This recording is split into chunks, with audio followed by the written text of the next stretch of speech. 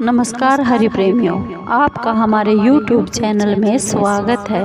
हरि प्रेमियों, कैसे हैं आप? उम्मीद है आप सब अच्छे होंगे। आइए जानते हैं भादो मास की अजा एकादशी व्रत, तिथि, शुभ मुहूर्त, पूजा विधि और पारण समय क्या है और व्रत की कथा क्या है। हरि प्रेमियों, उससे पहले अगर आप हमारे चैनल पर नए हैं तो प्लीज़ चैनल को सब्सक्राइब ज़रूर कर लीजिए और बेल आइकॉन को ज़रूर दबा लीजिए ताकि आप तक हमारे सारे नोटिफिकेशन पहुंच सके।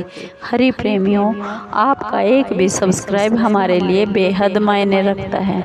आइए जानते हैं अजा एकादशी का व्रत कथा, पूजा विधि, शुभ मुहूर्त और पूजा विधि शुभ मुहूर्त क्या है। हरि प्रेमियों, भादो अजा एकादशी का व्रत 10 सितंबर 2023 रविवार के दिन रखा जाएगा। अजा एकादशी की जो आरंभ समय है वह 9 सितंबर 2023 शाम 7:17 पर होगा। अजा एकादशी तिथि का जो समापन समय है वह 10 सितंबर 2023 रात 9:28 पर समाप्त हो जाएगा। अजा एकादशी का पारण समय है 11 सितंबर 2023 सुबह 6:04 से 8:33 तक रहेगा। इस समय तक आप अजा एकादशी का पारण कर सकते हैं। हरि प्रेमियों, अजा एकादशी भाद्रपद कृष्ण पक्ष की एकादशी तिथि को कहते हैं। जो व्यक्ति अजा एकादशी का व्रत सच्ची श्रद्धा, भाव और विधि विधान के साथ करता है उसे अश्वमेध यज्ञ के समान फल मिलता है। हमारी धार्मिक मान्यताओं के अनुसार एकादशी तिथि भगवान श्री विष्णु को बहुत ही प्रिय होती है, इसलिए इस दिन भगवान श्री विष्णु की आराधना की जाती है। हालांकि एकादशी के दिन कुछ नियमों का पालन भी करना बहुत जरूरी होता है। इस व्रत में भगवान विष्णु जी की पूजा अर्चना की जाती है और मान्यता यह है कि अजा एकादशी की जो कथा व्रत सुनने पढ़ने से अश्वमेध यज्ञ का फल मिलता है। जाने पूजा विधि। अजा एकादशी के व्रत के दिन सुबह ब्रह्म मुहूर्त में सुबह उठकर स्नान ध्यान करके भगवान श्री विष्णु की पूजा अर्चना जरूर करें और फिर कथा श्रवण करें, फिर आरती उतारे और कुछ नियमों का पालन करें।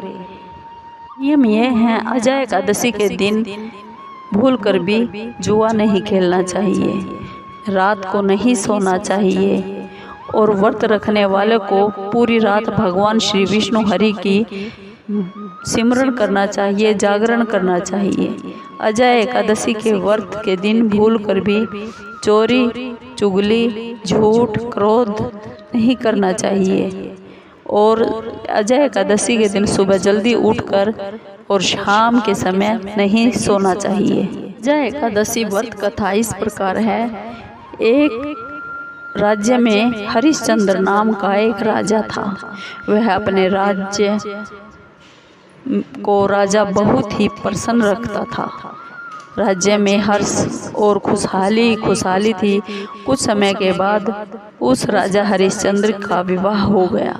राजा का एक पुत्र हुआ, लेकिन दिन बदलने लगे। राजा के पिछले जन्मों के कर्म उस के आगे आने लगे, जिसके फल के स्वरूप राजा को बहुत ही दुख भोगना पड़ा।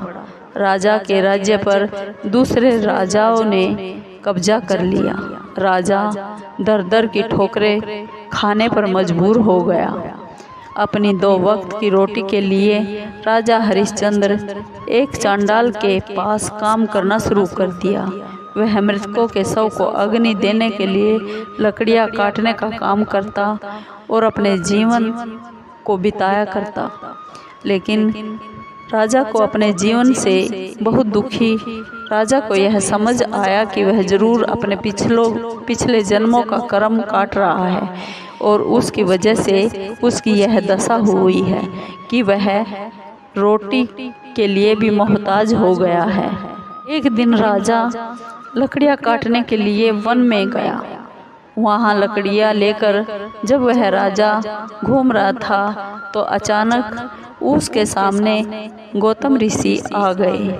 राजा ने उन्हें देखते ही गौतम ऋषि के सामने हाथ जोड़े और चरणों में पड़ गया और बोला, हे ऋषिवर, आपको कोटि कोटि प्रणाम है।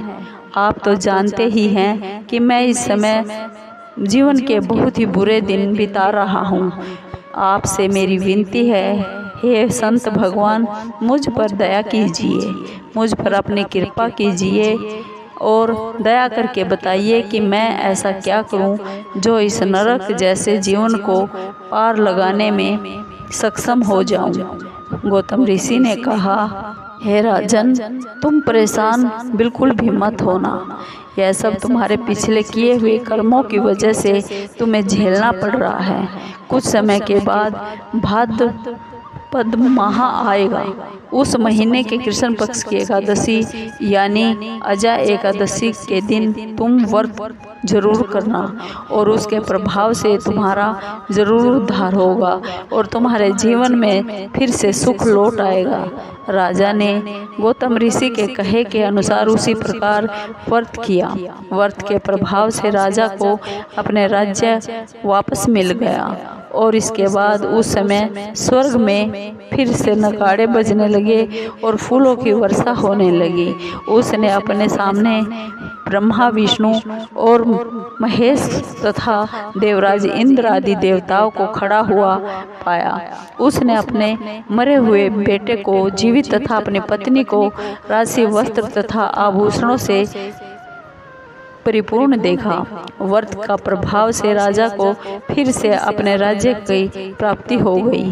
वास्तव में एक ऋषि ने राजा की परीक्षा लेने के लिए यह सब खेल किया था, परंतु अजा एकादशी के व्रत के प्रभाव से ऋषि द्वारा रची गई सारी माया समाप्त हो गई और अंत समय राजा हरिश्चंद्र अपने परिवार के सहित स्वर्गलोक को गया। अजा एकादशी का व्रत करने से अश्वमेध यज्ञ की प्राप्ति का फल मिलता है। हरि प्रेमियों, आपको ये वीडियो कैसी लगी? अगर आपको अच्छी लगी हो तो प्लीज़ चैनल को लाइक कीजिए, शेयर कीजिए, सब्सक्राइब कीजिए और कमेंट ज़रूर कीजिए। धन्यवाद दोस्तों। जय श्री कृष्णा।